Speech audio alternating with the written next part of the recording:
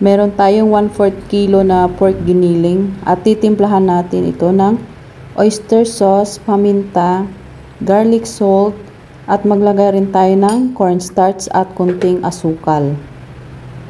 Ayan, paglalagay natin sa mga ingredient, haluin muna natin siya.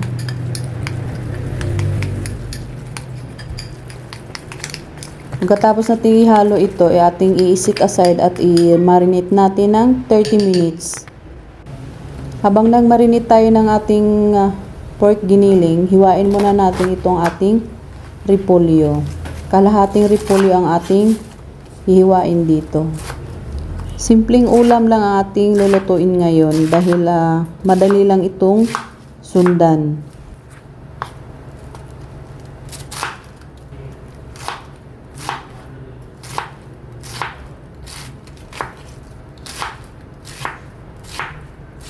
Ayan, tabi lang natin yung ating repolyo.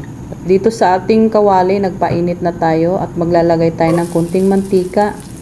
Isunod natin yung bawang.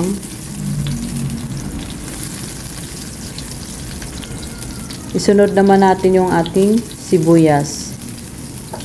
Napakasimpleng ulam lang ang ating lulutuin ngayon. Sunod na natin dito yung ating minarinate na pork giniling.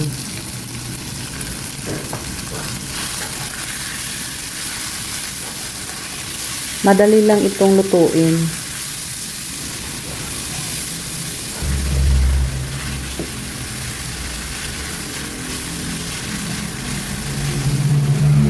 Ayan, pagkaluto ng ating pork giniling, ilalagay na natin dito yung ating repolyo. Napakasimpleng ulam at masustansya pa. Kung ikaw ay bago pa lang dito sa aking YouTube channel, huwag kalimutang pindutin ang ating bell button para palagi kayong updated sa ating mga simple recipes. Ayan, nagdagdag lang ako ng oyster sauce at paminta dahil maputla yung ating pork giniling. Hindi na ako naglalagay ng asin dahil yung oyster sauce is medyo maalat naman siya. So, mag-add lang tayo dito ng dahon ng sibuyas. Optional lang naman ito. Pwede naman hindi. Ayan, at ready to serve na yung ating giniling na baboy with repolyo.